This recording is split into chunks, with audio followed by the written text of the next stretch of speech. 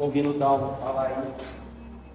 Muito legal, né? Que fico pensando, a gente tinha um cara desses de rede social, ele parava as pessoas na rua e falava: quem é uma pessoa que você gostaria de ter um tempo, de poder sentar e almoçar um dia junto? E as pessoas respondendo assim, jogador de futebol, cantor. Na hora eu pensei, nossa, queria um dia almoçar com Jesus.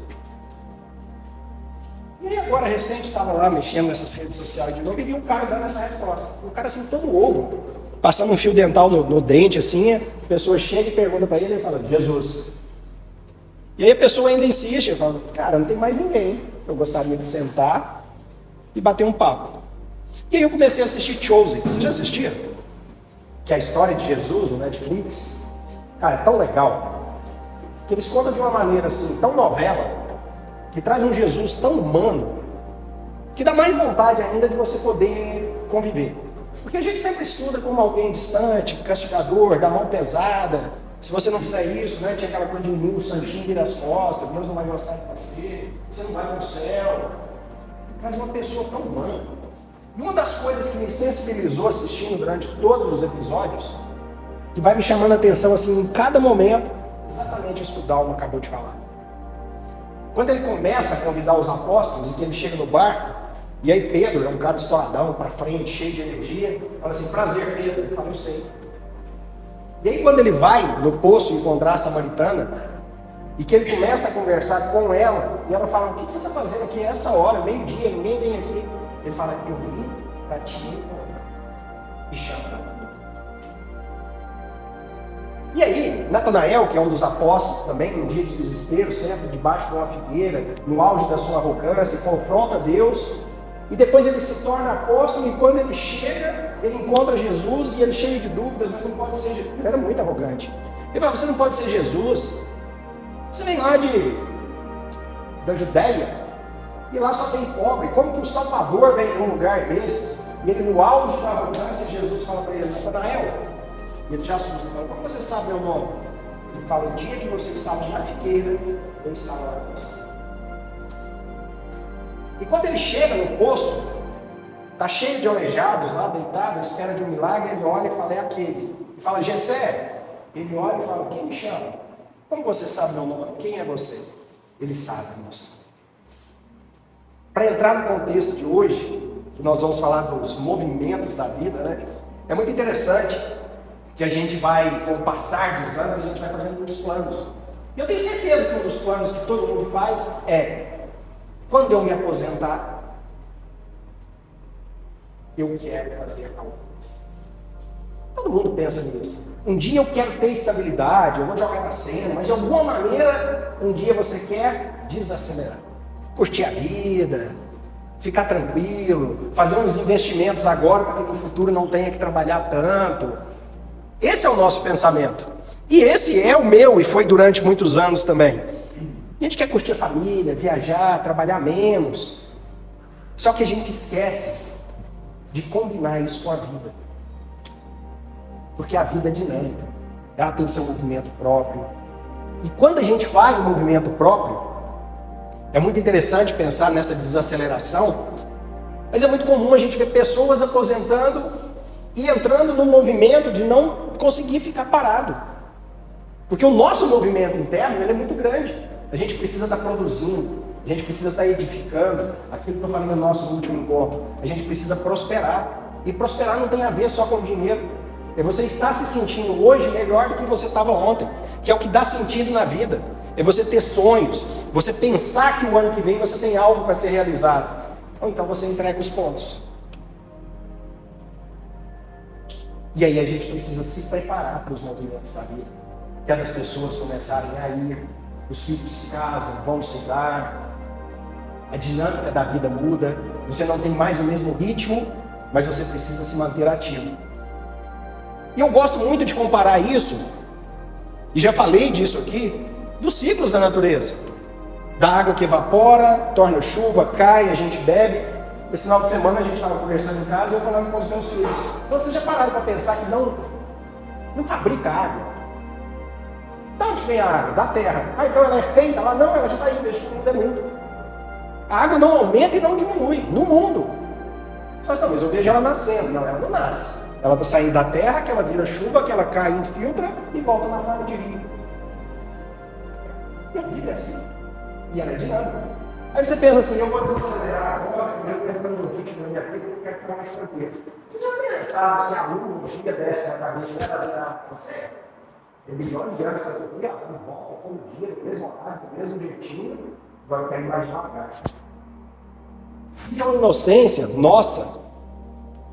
Pensar que os movimentos da vida vão se adequar à nossa realidade. Se vocês estavam aqui, eu também falei isso, né? Que a gente fica acreditando em fim do mundo e que o mundo nunca vai acabar. Na pior das hipóteses, vai existir condições para que exista vida humana nele. E nem isso eu acredito que vai existir. Por várias vezes, eu já falei aqui também, a vida é praga.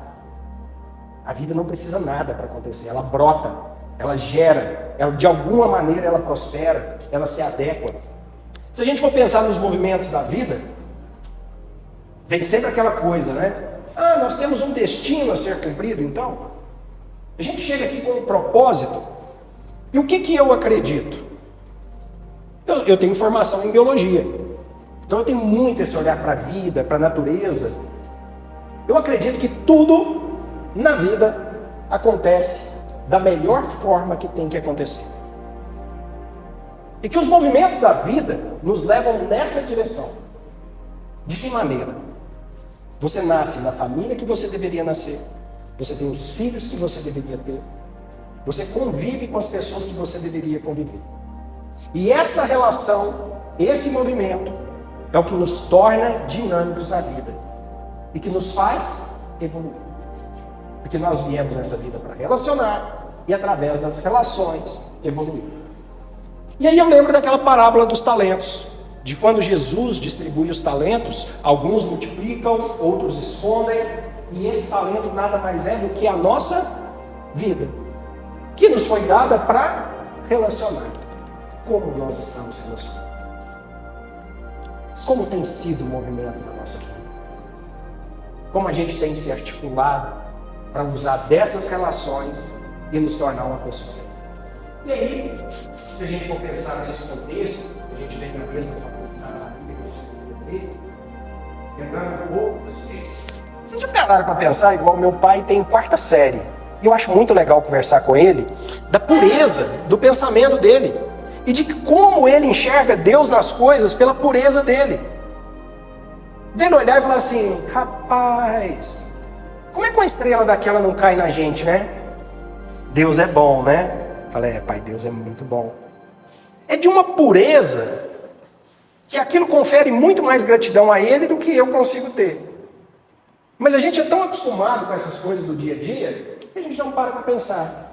Vocês já pararam para pensar que se tirar uma estrela do lugar, vamos pensar muita coisa não. O sistema solar. Se a gente tirar um planeta, acabou tudo que a gente... Condição de vida na Terra muda. Vocês já pararam para pensar nisso?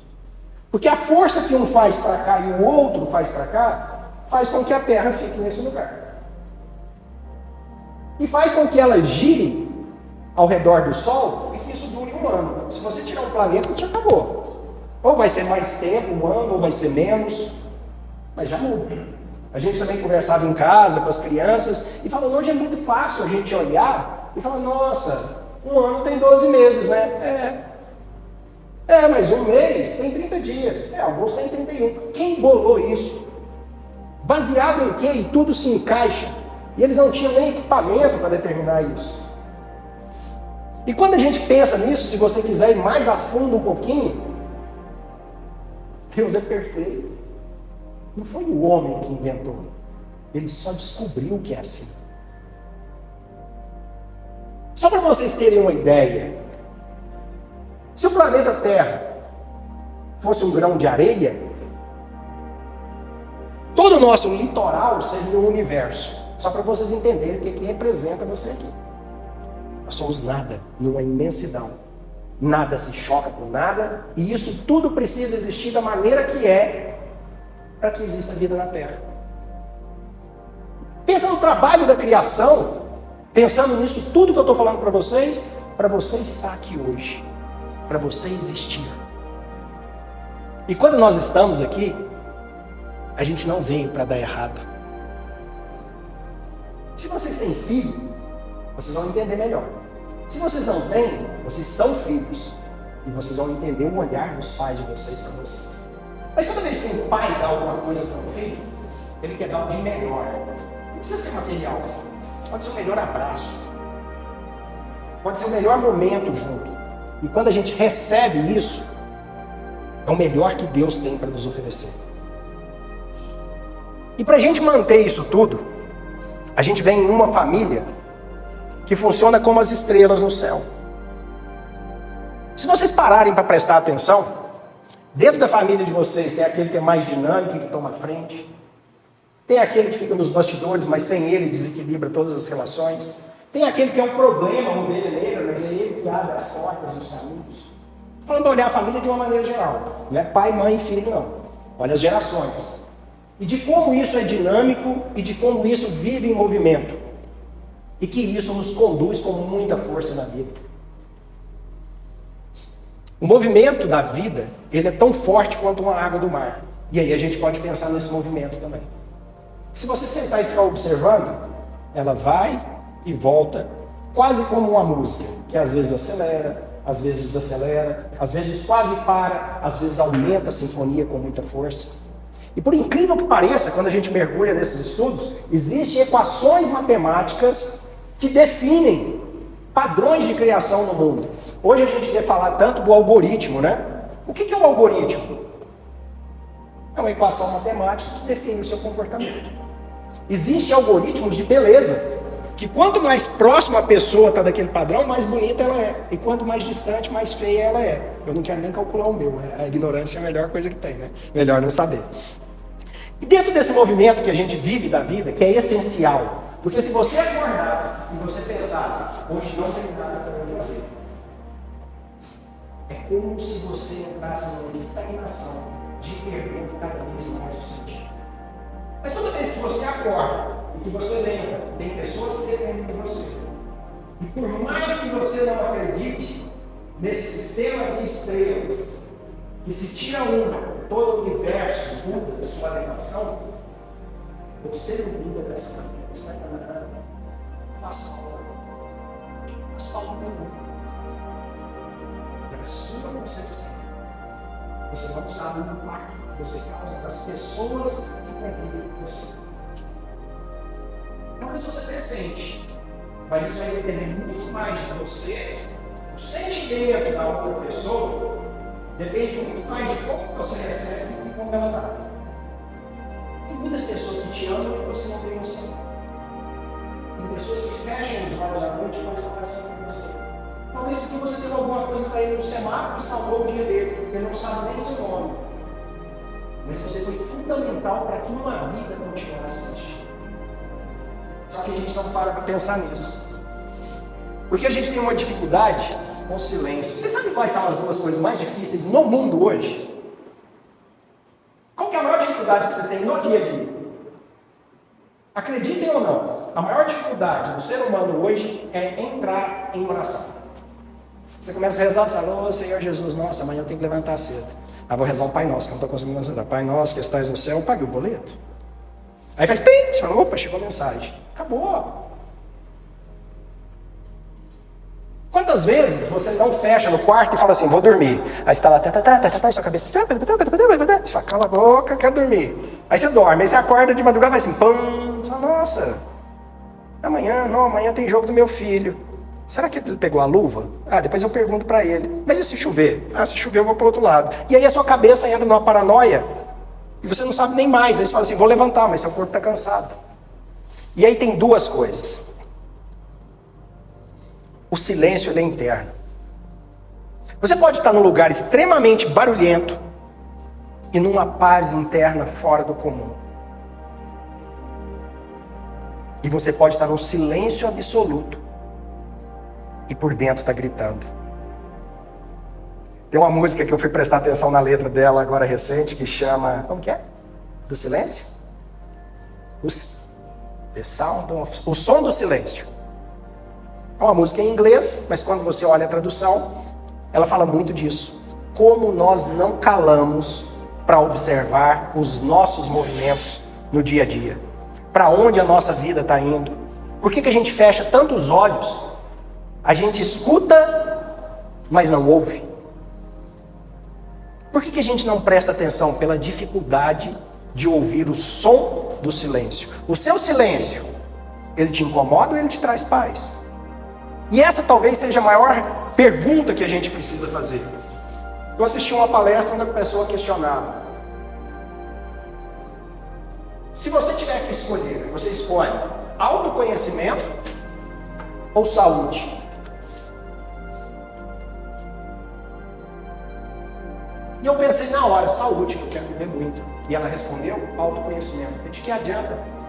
E parece que você pergunta e a resposta é a mesma que todo mundo faz, porque ela já responde. De nada adianta você viver muito e não ter se conhecido. O que adianta você viver 100 anos, mas você saiu do mundo da maneira que você chegou?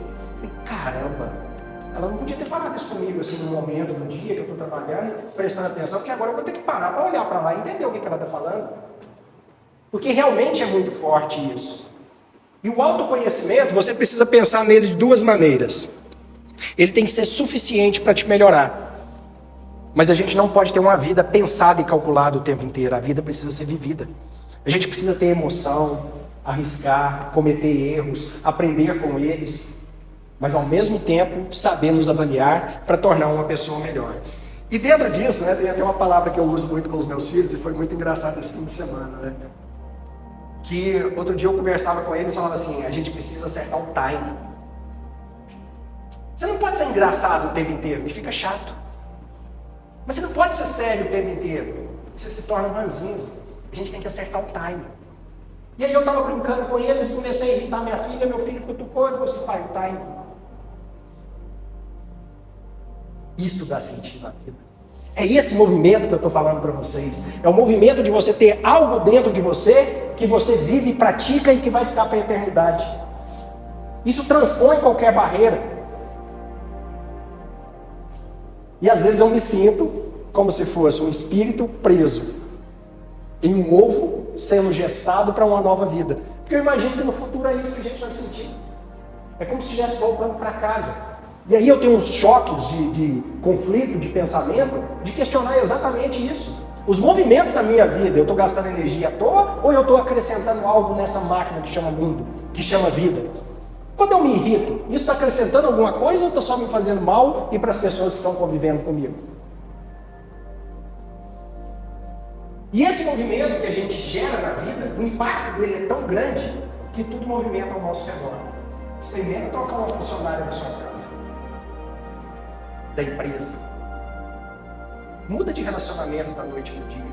Sabe aquele que você tá louca, você não quer mais, já aparece com outra pessoa amanhã? Toda a dinâmica é reestruturada. E nós precisamos ter responsabilidade sobre isso. Isso é bíblico. É preciso ter silêncio, calma e esperança. E isso vocês podem guardar. O silêncio, a calma e a esperança é o que nos dá força. Isso é combustível para a alma. E para ilustrar, vou contar uma história para vocês. Jessé nasceu, tinha um pai, uma mãe, uma vida tranquila, um moleque brincando. Um dia ele sobe na árvore e cai dela. Quando ele cai, vem o médico daquela época, né, época de Cristo, faz um teste na perna dele e descobre que ele foi paralítico. Criança, com seus 9 anos de idade, e a mãe dele fica grávida, e no parto ela morre, mas ele ganha um irmão. Só o pai, o filho recém-nascido, e o filho paralítico. Ele ganha um presente, começa a brincar com o irmão interage com ele, ganha alegria, mas o pai sempre muito preocupado, triste. O pai vai construir um casamento, casa. E os romanos, cobrando os impostos dele, agride ele, espanca até morrer. Sobrou quem? Jessé, uma madrasta, e o irmão que divertia ele. O irmão se revolta.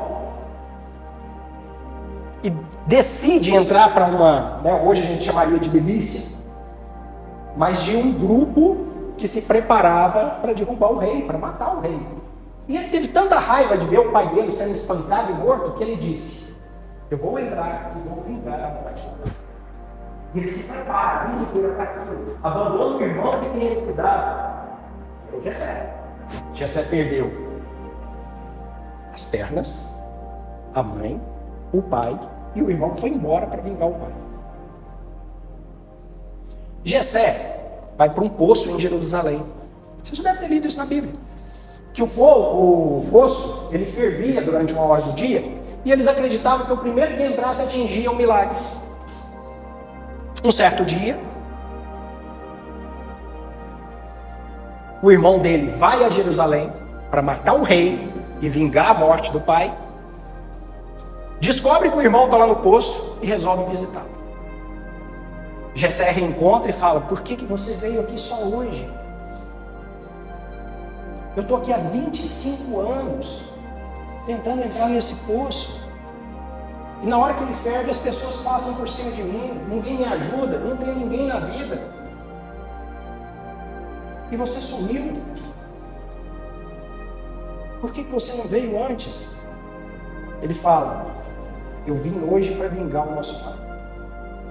Aí ele fala: mas a gente é tão cristão, a gente sempre teve tanta fé. Hoje eu estou aqui acreditando que uma água vai me curar. Olha o que eu me tornei. Olha o que você se tornou. O irmão dele olha para ele, é interessante que não contou para o irmão da Bíblia. E fala: eu só acredito em Deus o dia que eu te ver na minha vida. Vocês estão entendendo? Então Jesus levanta um dia e fala: precisa ir em Jerusalém ver uma pessoa. Ele desce, vai lá, chega, olha e fala: Jessé, ele levanta a cabeça e fala: quem me chama? De onde você sabe o meu nome? Ele chega e fala: Jessé, tem 25 anos que você está aqui. Eu te dei a vida para isso. Mas eu não tenho perna, eu perdi meu pai. E você parou na vida. Tem 25 anos que você está esperando alguém fazer por você e lamentando que o seu irmão não te ajuda. Por que você não fez algo por você e está esperando de alguém? Não é a água que vai te salvar. Eu sou a água que você precisa beber. E quando Jessé começa a questionar, ele diz: levanta, pega a sua maca e anda. Jessé mexe a perna, levanta, pega a maca e fala: para que a maca? Porque você nunca mais vai voltar nesse lugar.